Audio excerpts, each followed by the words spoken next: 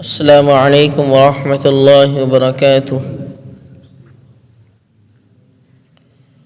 بسم اللہ الرحمن الرحیم۔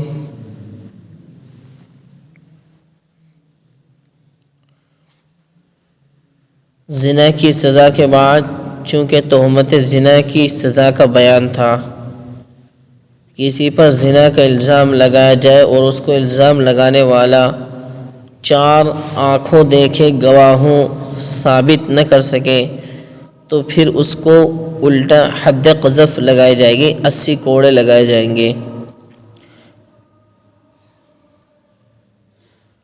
یہ سزا ممکن ہے کسی کو بہت زیادہ معلوم ہو کہ کسی کو زانی کہنے پر اتنی بڑی سزا دینا کیسے قرین مصلحت ہے، اس لیے اب تہمت زنا کا ایک واقعہ ذکر کیا جاتا ہے جس سے معلوم ہوگا کہ کسی پر تہمت لگانا یہ کوئی معمولی بات نہیں، بہت بھاری بات ہے اور یہ سزا زیادہ نہیں بالکل واجبی ہے۔ یہ واقعہ امی جان حضرت عائشہ صدیقہ طاہرہ مطہرہ رضی اللہ تعالی عنہا پر تہمت کا ہے۔ غزوہ خندق کے بعد غزوہ مریسیع یا غزوہ بنی المصطلق پیش آیا۔ نبی اکرم صلی اللہ علیہ وسلم کا دستور تھا کہ آپ سفر میں جاتے تو ازواج مطہرات کے درمیان قرعہ اندازی کرتے، جس کا نام نکلتا اس کو ساتھ لے جاتے۔ اس غزوے میں امی جان حضرت عائشہ کا نام نکلا، چنانچہ وہ ساتھ گئیں، وہ نبی کے ساتھ گئیں۔ غزوے سے واپسی میں ایک جگہ لشکر نے پڑاؤ کیا۔ جب روانگی کا اعلان ہوا تو حضرت عائشہ قضائے حاجت کے لیے گئیں اور اپنی بہن کا ہاتھ جسے عاریۃً لے گئی تھی کھو بیٹھی۔ احساس ہوتے ہی اس جگہ واپس گئیں۔ اس دوران ہودج اٹھانے والے آئے اور انہوں نے ہودج اونٹ پر باندھ کر اس کو قطار میں روانہ کر دیا۔ انہوں نے خیال کیا حضرت عائشہ اندر ہیں، وہ ہودج کے ہلکے پن پر اس لیے نہ چونکے کہ حضرت عائشہ رضی اللہ تعالی عنہا نو عمر اور ہلکے پھلکے بدن کی تھی، نیز ہودج کئی آدمی مل کر اٹھاتے تھے، اس لیے وزن محسوس نہ ہوا۔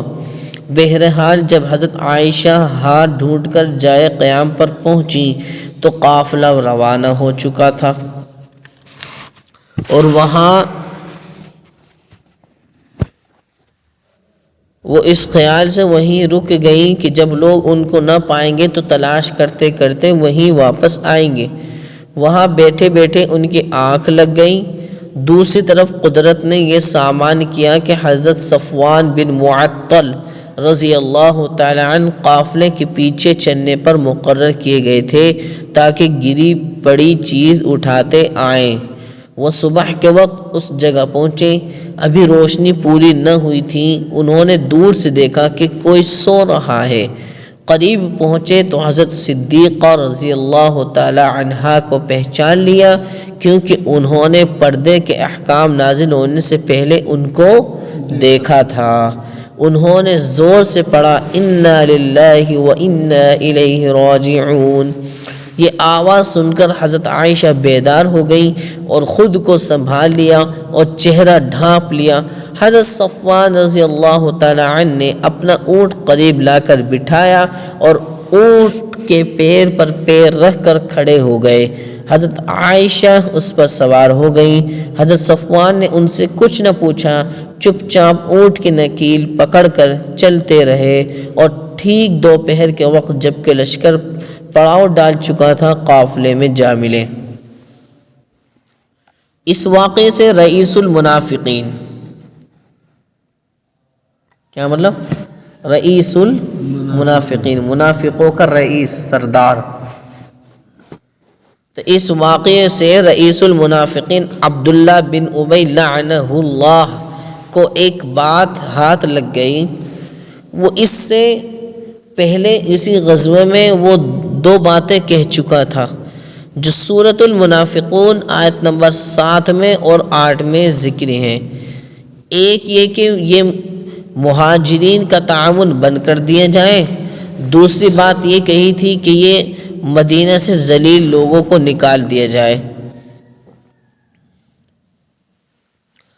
اس اللہ کے دشمن کو بھڑاس نکالنے کا ایک اور موقع مل گیا اور اس نے واہی تباہی بکنا شروع کیا۔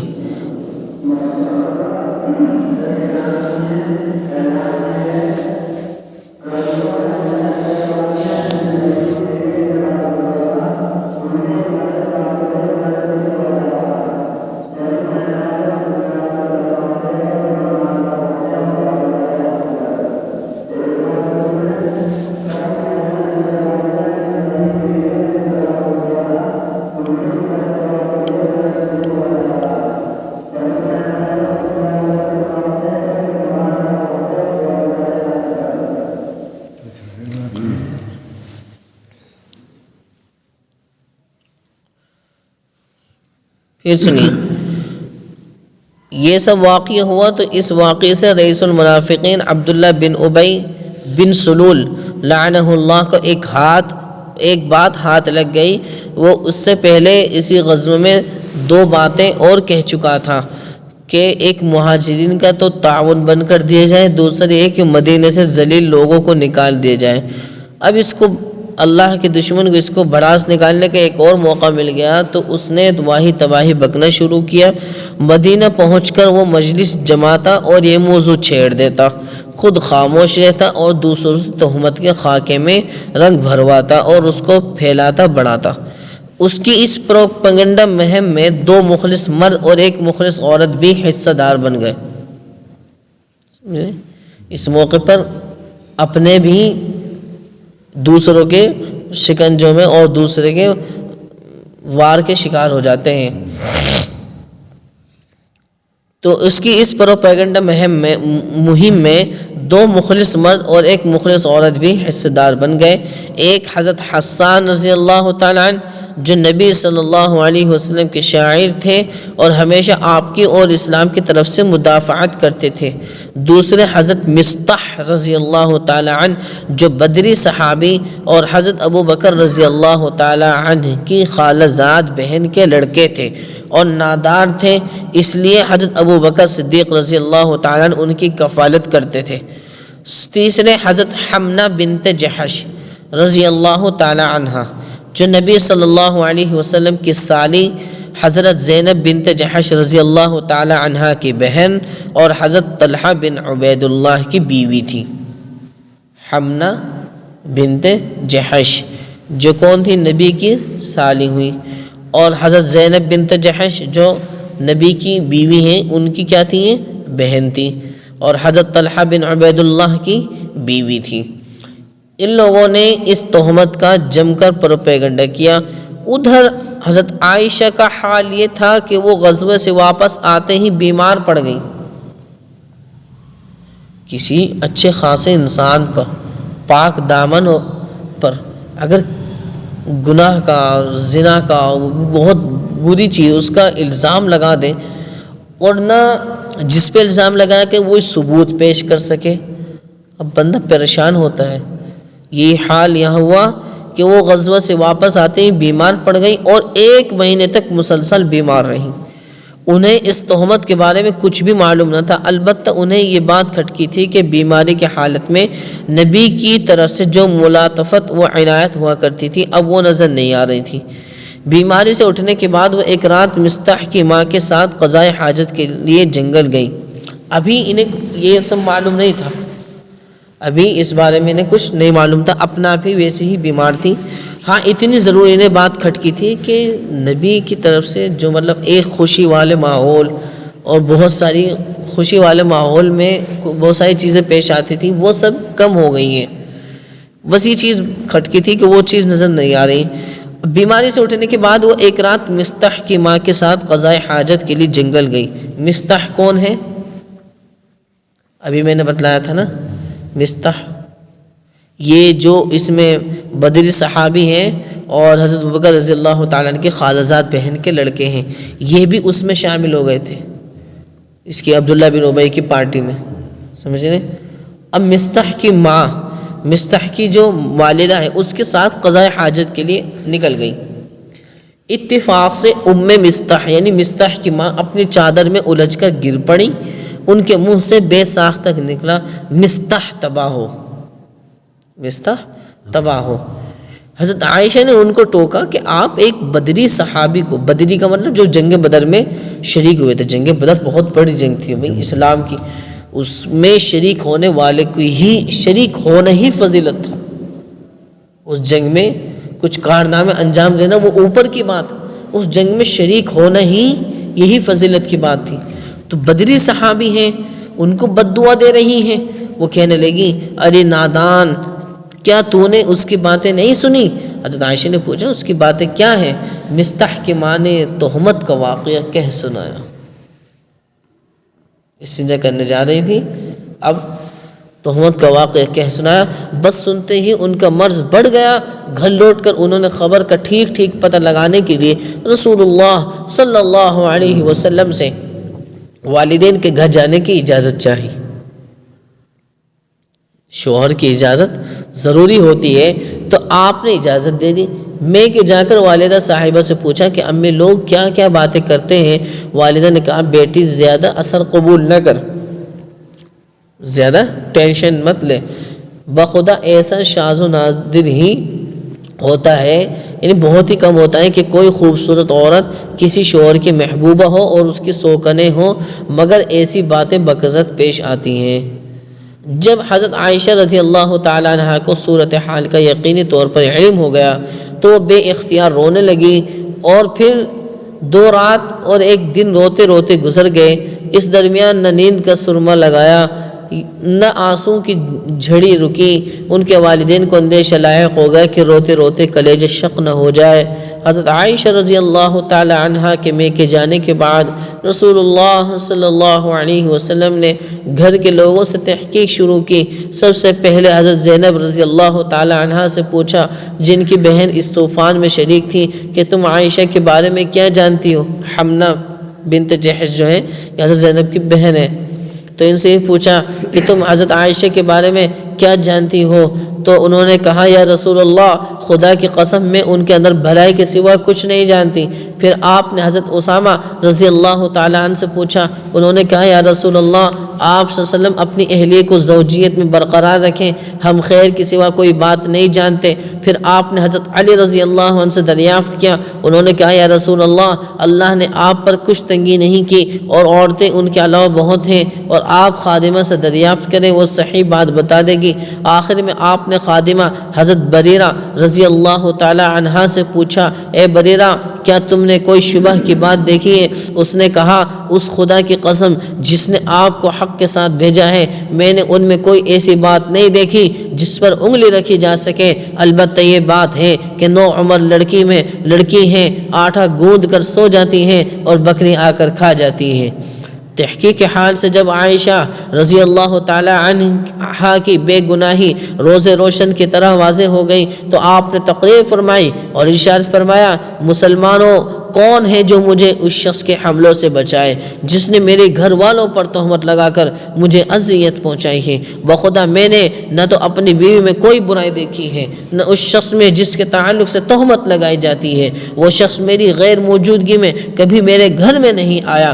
اس پر حضرت سعد بن معاذ رضی اللہ عنہ نے کہا، یا رسول اللہ صلی اللہ علیہ وسلم اگر وہ ہمارے قبیلے کا ہے تو ہم اس کی گردن قتل کر دیں، اس کی گردن اڑا دیں گے، اور اگر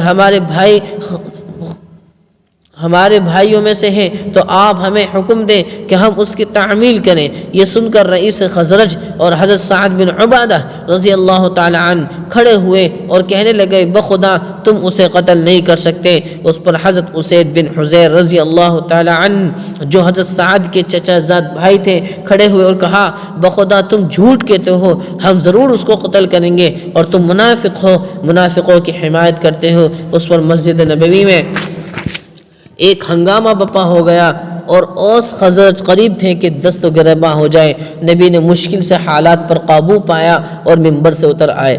ادھر حضرت عائشہ کو ان کے والدین تسلی دے رہے تھے۔ اسی حالت میں رسول اللہ صلی اللہ علیہ وسلم تشریف لائے، کلمہ شہادت پر مشتمل خطبہ پڑھا اور فرمایا عائشہ مجھے تمہارے بارے میں ایسی اور ایسی باتیں پہنچی ہیں، اگر تم اس سے بری ہو تو اللہ تعالی عن قریب تمہاری برات ظاہر فرما دیں گے، اور اگر خدا نہ خواستہ تم سے کوئی گناہ سرزد ہو گیا ہے تو توبہ کر لو اور اللہ سے مغفرت مانگو، کیونکہ بندہ جب اپنے گناہ کا اقرار کر کے اللہ کے حضور توبہ کرتا ہے تو اللہ تعالیٰ اس کی توبہ قبول فرما لیتے ہیں۔ یہ بات سنتے ہی حضرت عائشہ کے آنسو تھم گئے اور اب انہیں آنسو کا ایک قطرہ بھی محسوس نہ ہو رہا تھا۔ انہوں نے حضرت ابو بکر رضی اللہ تعالی عنہ سے کہا ابا آپ رسول اللہ صلی اللہ علیہ وسلم کو جواب دیں۔ انہوں نے کہا بیٹی میری سمجھ میں نہیں آ رہا کہ کیا جواب دوں۔ یہی بات انہوں نے اپنی امی رومان سے کہی، انہوں نے بھی یہی جواب دیا تو حضرت عائشہ رضی اللہ تعالی عنہا نے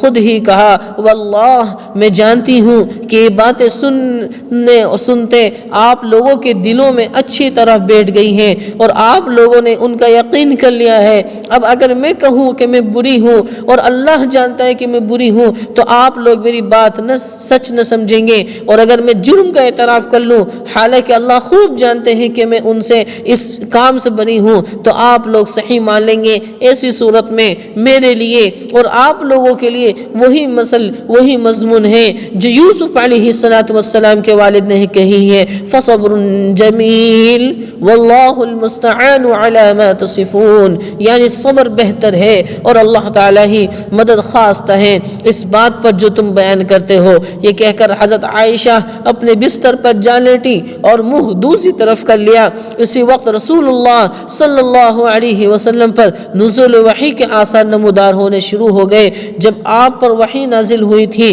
تو ناقابل بیان بوجھ پڑتا تھا اور سخت سردی کے زمانے میں آپ کی پیشانی سے موتیوں کی طرح پسینہ ٹپکنے لگتا تھا۔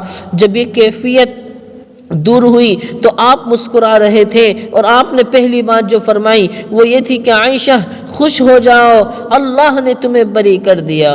ان کی والدہ نے کہا بیٹی اٹھو اور رسول اللہ کا شکریہ ادا کرو۔ انہوں نے ناز سے کہا میں کسی کا شکریہ ادا نہیں کرتی، میں صرف اپنے اللہ کا احسان مانتی ہوں۔ یہ وہ واقعہ ہے جس میں یہ 10 آیتیں نازل ہوئی۔ اس واقعے سے اندازہ لگایا جا سکتا ہے کہ تہمت زنا کوئی معمولی جرم نہیں، وہ ایسا سنگین جرم ہے کہ اس سے پورا اسلامی معاشرہ تہ بالا ہو جاتا ہے۔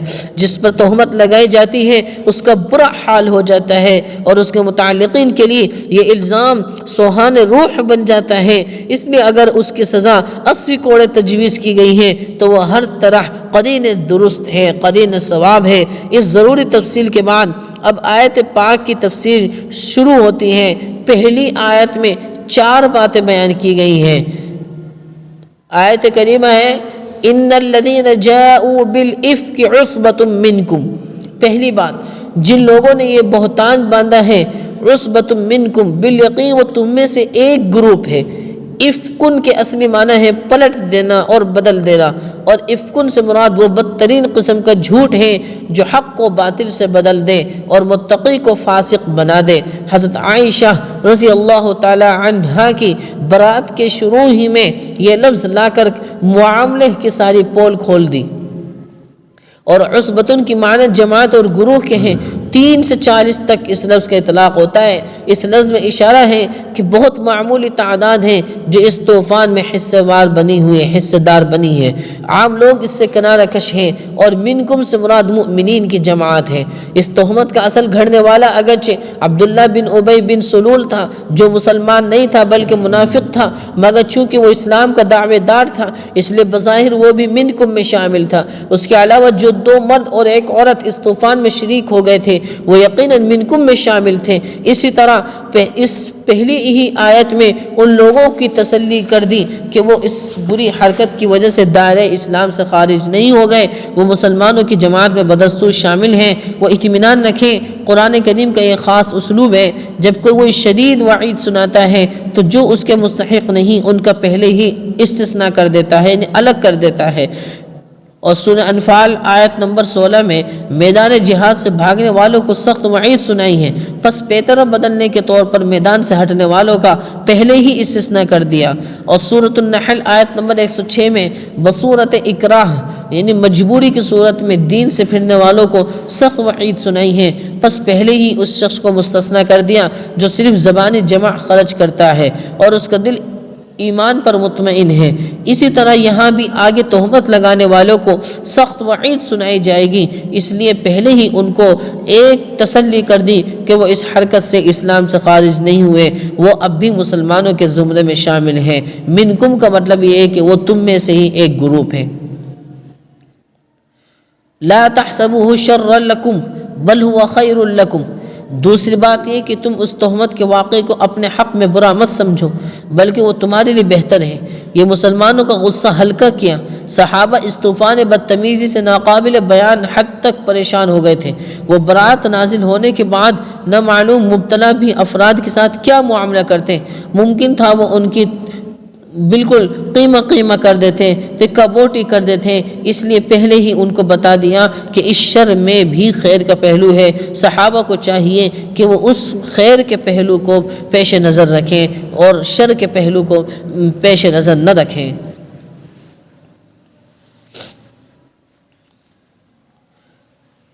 جو آیت کریمہ کا پہلا جملہ ہے ان الذین جاءوا بالافک، تو افکن کا مطلب وہی ہے بالکل پلٹ دینا، ایک پکے سچے اور ایک پاک صاف شخص کو برائیوں میں مبتلا کر کے پورا بدل دینا، یہ افکن کا مطلب ہے۔ کہا امی جان حضرت عائشہ صدیقہ رضی اللہ تعالی عنہا، اور ان پر تہمت انہوں نے لگائی تھی، اور کیسے اللہ تعالیٰ نے ان کو ذلیل و رسوا کیا ہے۔ دنیا میں بھی وہ ذلیل و رسوا ہوئے ہیں اور آخرت میں وہ ذلیل و رسوا ہوں گے، سوائے ان صحابہ کے کہ جن کے بارے میں ہے کہ وَأَنَّ اللَّهَ رَؤُوفٌ الرحیم، کہ جو توبہ کر لے تو اللہ تعالیٰ رؤوف الرحیم ہے، اللہ مغفرت کرنے والے ہیں۔ باقی رہے یہ منافقین جنہوں نے یہ پروپیگنڈا ہی شروع کیا تھا، یہ دنیا میں بھی ذلیل ہوئے اور آخرت میں بھی ذلیل ہوں گے۔ یہاں پر ایک بات سمجھنے کی ہے خواتین کے لیے، ہم مردوں کے لیے بھی لیکن بالخصوص خواتین کے لیے بھی، کہ اگر اللہ نہ کرے گھر میں یا رشتہ داروں میں یا علاقے میں یا محلے میں یا پورے قصبے میں یا اسی طریقے سے پورے ضلع میں کوئی بھی اگر ایک خاتون کے بارے میں کوئی غلط بات کہتا ہے یا کسی بھی طریقے سے کوئی پریشانی عورتوں کے اوپر آتی ہیں، تو اب بھی ان کو ایک موقع ہے کہ وہ اس پریشانی کو زائل کرنے کے لیے، اس ٹینشن سے دور ہونے کے لیے، محفوظ ہونے کے لیے اللہ کا در نہ چھوڑے۔ یہاں دیکھو سمجھنے کی بات کیا ہے، امی جان حضرت عائشہ صدیقہ کبھی نبی کے پاس جا رہی ہیں، کبھی اپنی امی کے پاس جا رہی ہیں، اپنی امی رومان کے پاس جا رہی ہیں، اور کبھی اپنے ابو حضرت ابو بکر صدیق کے پاس جا رہی ہیں، لیکن کہیں سے انہیں تسلی نہیں ملی ہے۔ اب آخر میں کیا ہوا تھا، واپس گئی بستر پر جا کر کے منہ نیچے کو چھپا کر کے رونے لگی اور اتنا روئی کہ نبی کیا، ابو کیا، اللہ نے خود قرآن مجید میں 10 آیتوں میں حضرت عائشہ صدیقہ رضی اللہ تعالی عنہ کی برات ظاہر فرمائی۔ ایک عورت کی اس فرمائش پر، ایک عورت کی اس پریشانی پر جو اللہ اپنے قرآن میں 10 آیتیں نازل کر سکتا ہے، تو آج بھی اگر خواتین پر کوئی پریشانی آئے اور وہ اللہ سے دعا مانگے تو کیا اللہ پریشانی دور نہیں کریں گی؟ جب ایک خاتون جو صرف نبی کے ہوتے ہوئے، اپنے ابو کے ہوتے ہوئے، اپنی امی کے ہوتے ہوئے صرف ڈائریکٹ کس سے مانگ رہی ہے؟ اللہ سے تعلق جوڑ رہی ایک خاتون، اور جب کئیوں خاتون مل کر کے دعا کریں گی تو دعا قبول ہوگی نہیں ہوگی؟ شرط کیا ہے؟ اخلاص شرط ہے، گڑ گڑانا شرط ہے، دکھلاوا نہ ہو، ریاکاری نہ ہو۔ اور جب یہ NCR دہلی میں واقعہ ہوا تھا نا، لوگوں کو نکالا جائے جن کے پاس ڈاکیومنٹس ہیں، ٹھیک ہیں، اور پھر احتجاج پروٹیسٹ ہو رہے تھے اس وقت، تو اس وقت یہ بات آئی تھی کہ جتنی بھی خواتین ہیں بجائے اس کے کہ باہر نکلنے کے، حالانکہ انہوں نے کردار ادا کیا ہے، بہت بڑا کارنامہ انجام دیا ہے، بجائے اس کے کہ یہ چیز کرنے کے سب اللہ کے سامنے روتی، سب اللہ کے سامنے گڑ گڑاتی۔ جب ایک عورت، ایک مسلم عورت کی فرمائش پر، ایک مسلم عورت کی اس پریشانی کے عالم میں اللہ اپنے قرآن مجید میں 10 آیتیں نازل کر سکتا ہے، تو کیا کئیوں خواتین جب پریشانی آ رہی ہو اور اس وقت دعا کریں تو کیا وہ پریشانی سے محفوظ نہیں ہوں گی؟ بالکل ہوں گی۔ تو اس واقعے سے سمجھنے کی بات یہی ہے، اور بھی باتیں آئیں گی، وہ انشاءاللہ کل آپ کے سامنے ضرور آئیں گی۔